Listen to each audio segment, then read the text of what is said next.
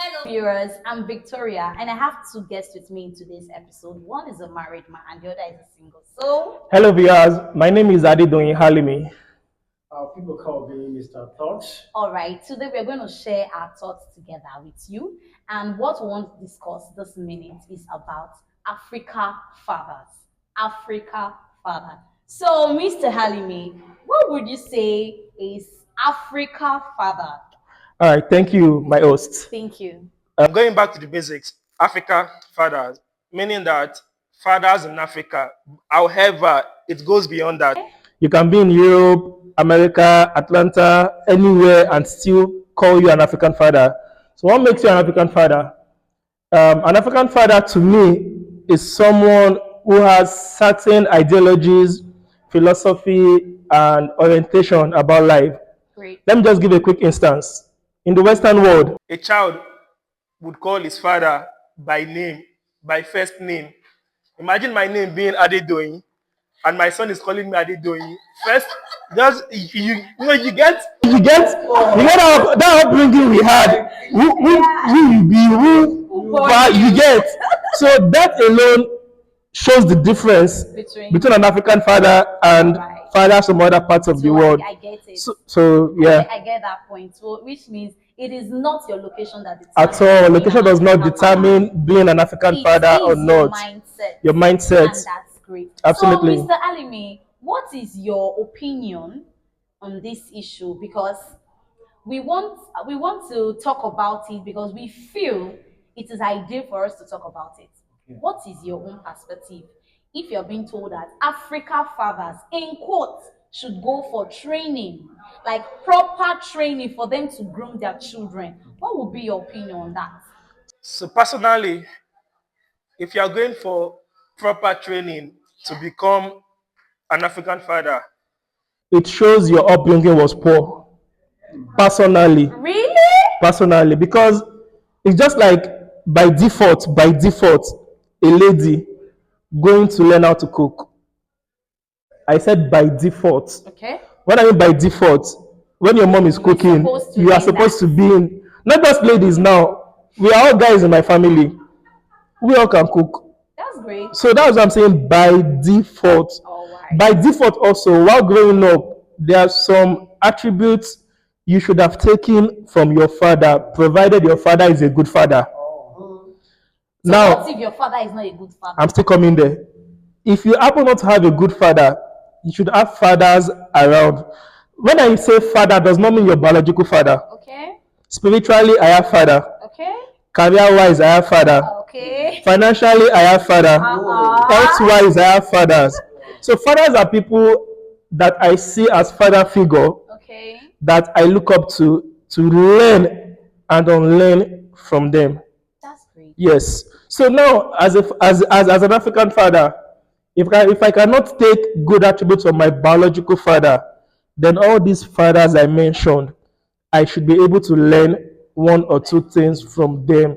Now, if that's what I said by default. Now, even if I still do not have any of these things, that's why I said, ordinarily personal to me, it doesn't make sense.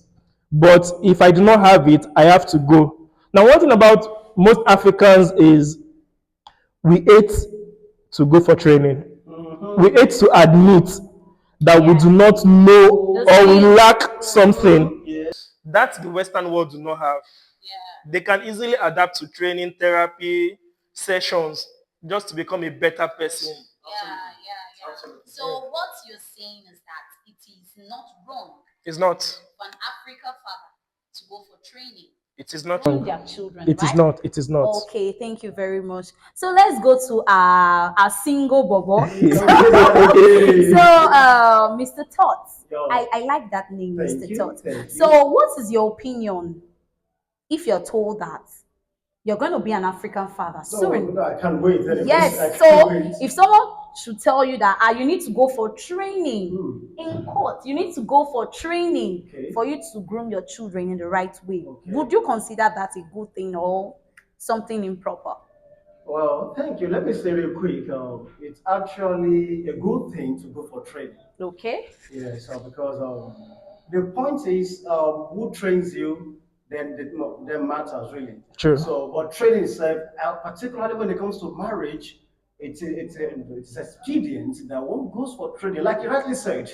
For going for training, there are some things that should have been learned while you're growing up. Okay. So, like you said, by default.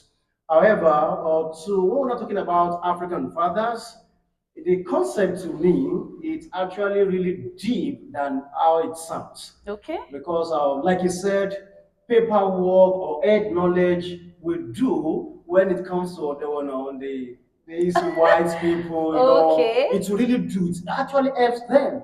But you see, when it comes to a typical African father, paperwork will not really do. Really? Why won't paperwork do It for an will African do, father? because I see that African father, it takes more to be an African father than to be an European father or an American father. True. Really? What makes it so like unique or All right, let me expatiate. You Okay. get what I'm saying.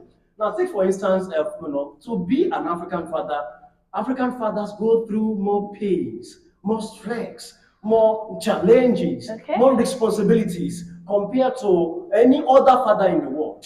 Quote me anyway. okay? Now, take for instance, and now for me as a father, actually to me, anybody, any other person cannot be my mentor when it comes to fatherhood.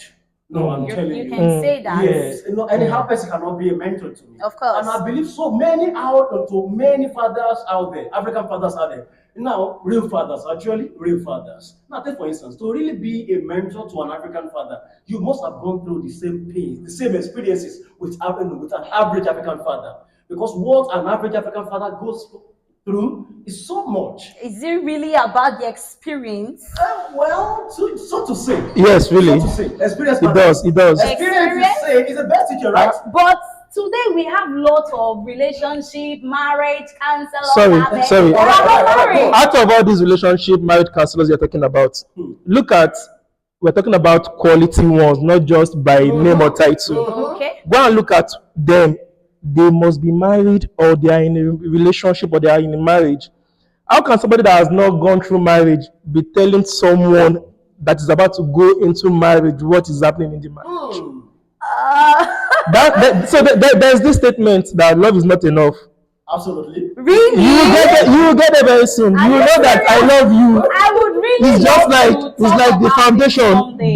There is more to marriage, my The sister. love is not enough. Never. Let's not go into that. because Never. we'll talk about So it what I'm saying another is, time. anybody Let's counseling you on a particular thing must have practical, hands-on experience. And aside that, let me buttress your point. Majorly, there are three factors that I suppose should be considered before you take someone as your mentor when it comes to marriage. Okay. Number one is that the person must be born a counselor.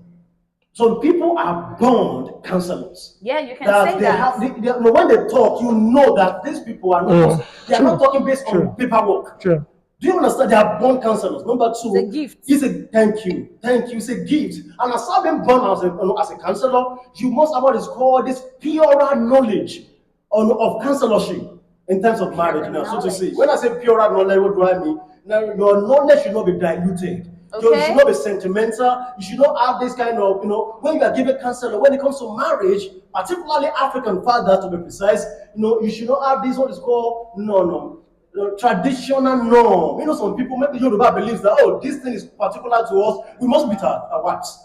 Some people, it's their way of life. They bully their wives. You imagine that. We're not talking about those are not fathers. We're talking about real fathers. We're not talking about a man that will go from work and then from work to beer parlor. Those are not fathers, for crying out loud. Do you get? We're talking about real fathers.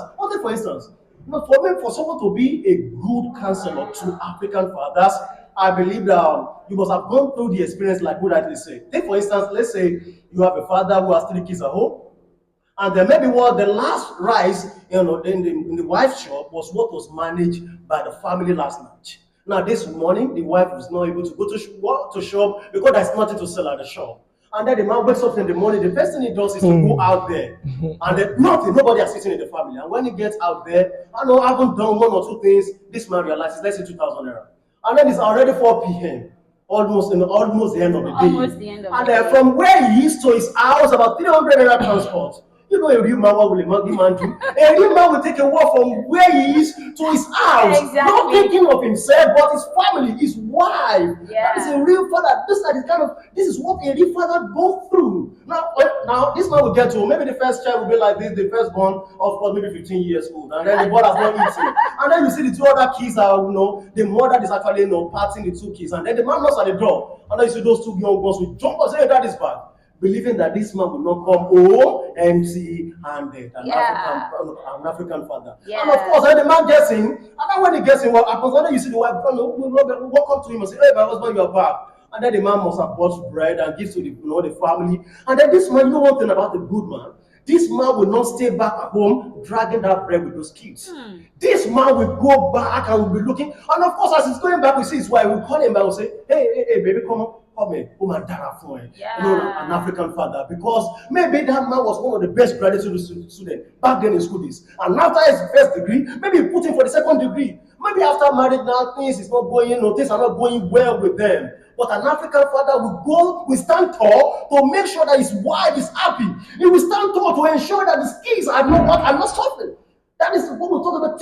Typical African father. When a man like that makes it in life, when that man opens his mouth to tell you about marriage, it is better you listen. So those are the people that can stand tall to tell you one or two things in marriage that you will know that because they've gone through the experience. And when they are talking to you, they are telling you from their pains, Yeah. from their experience. So it's not enough to have paperwork, it works over there, white people. But you see here, African fathers, my sister, it goes beyond the paperwork. All right, thank you so much, my guests. You guys have really done well. So, what I want you to do now, my viewers, I need you to go to the comment sections. I need you to drop your comments, drop your opinion. What do you think? Do you think that African fathers need proper training for them to groom their children? Please stay tuned to our channel and don't forget, like, subscribe, and share. God bless you.